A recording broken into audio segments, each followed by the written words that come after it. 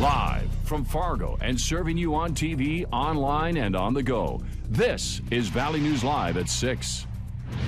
Because I'm sick and tired of not knowing why my daughter was murdered.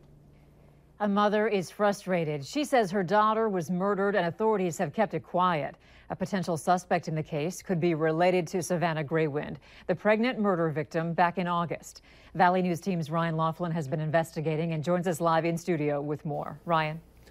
Andrea, it's been 52 days since Georgina Lopez died. 52 days her mother has been left wondering what happened. Getting no answers from authorities, she called the whistleblower hotline, and it was our investigation today that confirmed what the mother had previously believed, that this is a homicide investigation. I've waited enough. I've had enough. Janae Samuels remembers her daughter as a wild child. One time, she was getting ready to go out, and she came out, and she looked great. And I told her she had a hair out of place. She ran back into the bathroom and redid her whole head again. She lost her daughter on November 14th last year. This is my kid, my baby. And I want to know why.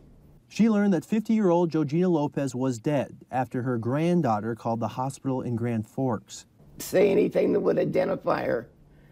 And on my daughter's shoulders were the tattooed the names of her kids with their birth dates. It was Lopez, but since then she says she hasn't heard anything. Of their games, of their being tossed around from this number to this number to this number, no more. Devils Lake police confirmed on the day that Lopez died there was a car chase involving John Graywind. That report details a 911 call to a hospital saying a male was driving a female who had been stabbed to the chest. The line went dead. 30 minutes later, cops were in pursuit. The chase went on to the Spirit Lake Indian Reservation. Devils Lake police said that Lopez's case is considered a homicide investigation. 2 days later, the FBI tweeted a public safety alert that a suspect was apprehended after an alleged domestic assault stabbing incident where a victim was left at the Devils Lake Hospital. It's not that I want answers. I need answers. I deserve answers. We were unable to confirm if John Graywind is still locked up or still considered a suspect in the homicide investigation. Calls to the jail in Fort Totten and the Bureau of Indian Affairs went unanswered today. The FBI did confirm a joint investigation is currently ongoing. Police records indicate John Graywind is also a relative of Savannah Graywind. The relation, however, is still unclear. Andrea? All right, thank you, Ryan. This story came to us through our whistleblower hotline. If you need help with a serious issue in your community, call 237-6576 and leave your tip. We'll do our best to get to the bottom of it. It was a wicked morning to be doing anything outside. I think it's safe to say we're ready for some above-zero weather. Robert, what's happening this evening?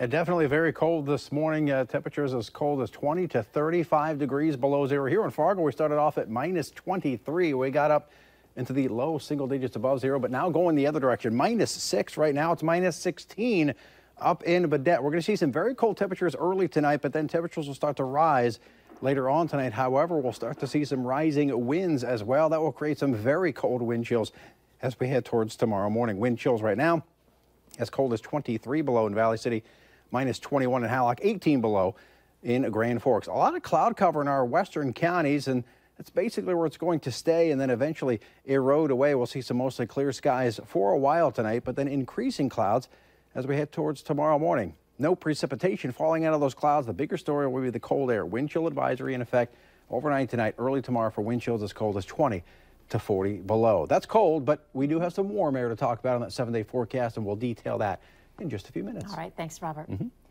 Fire officials are looking for what caused a car to go up in flames at a South Fargo apartment building this afternoon. The call came in around 3:30 for the fire at 3520 42nd Street South. The cold weather caused some complications for the first crew on scene, but a second engine that responded was able to help get the flames under control. The fire in Langdon, North Dakota continues to smolder and smoke this evening, nearly a day after the blaze started. The fire knocked out the general store and Farmers Union Insurance building. Both are a total loss. The initial call came in around 8:20 last night. When multiple fire crews arrived, flames were shooting through the roof of the general store. Authorities say there are apartments above the general store. However, no one was there at the time.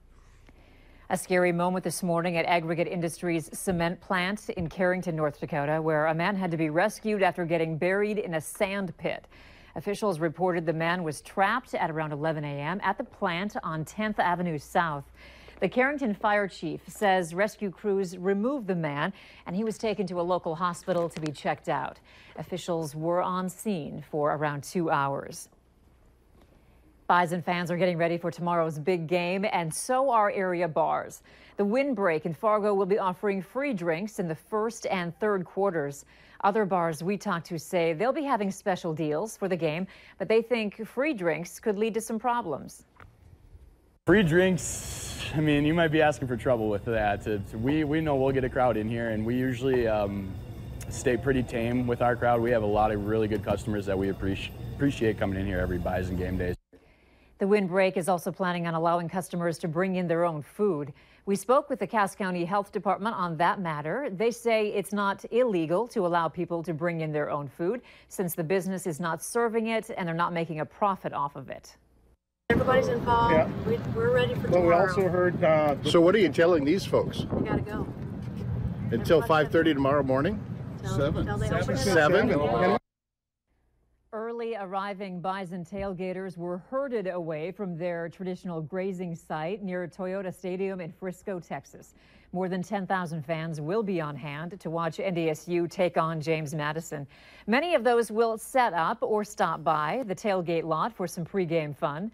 Valley News Team's Mike Morgan joins us live to explain how early fun turned into frustration. Mike? Andrea, the early setup for the dozen or so RVs and the fans that they carried caught me off guard. Up until that point, we had been told that no one would be getting into any of the tailgate lots until about 5:30 on Saturday morning. So they told us that they would be able to get in, there would be no congestion, and that everyone would have plenty of time to get in there and enjoy themselves. Well, for those that showed up early, they told me they heard on a radio station that the parking a tailgate lot was opened this morning. They also said that when they pulled up, there was no chains at any of the entrances to the lot, so they pulled in, set up, and said that they were ready to enjoy themselves. That's when security showed up, told them they had to go. How did you get in? They were supposed to wait until 5:30 tomorrow morning. We just did what we always did. We walked in and we drove in and we set up. That's all we did. The chain was down and we just came right in and everyone started following. Nobody was blocking us.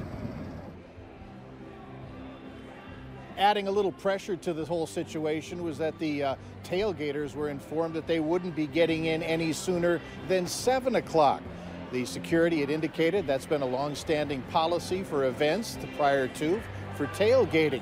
I can't tell you this, that in previous years where Bison tailgaters have been in, they have been allowed to maybe get in earlier and also to stay overnight, which was said to be something against their policy as well. I can tell you late this afternoon, the Alumni Association, a member of the Alumni Association, had called the stadium officials and they had a chat over the phone. It was then decided that as of tomorrow morning, you can get into that tailgate parking lot at 5:30 and assured that everyone will be able to get in there and have a good time. Reporting live from Frisco, Texas, Mike Morgan, Valley News Live. All right, thank you, Mike, for that live report. And remember, we've got you covered right up to kickoff. Tonight is the Proceed Frisco Pep Fest live on KX4 at 7 p.m. And stay with us. We'll go back out to Frisco for a report on the Bison later in sports. And later on Valley News Live at 6, we take a look at one of the new mainstays down in Frisco, Texas, that can be a hotspot for Bison fans this weekend. But first, we continue to investigate the resignation of a Fargo Public Schools official.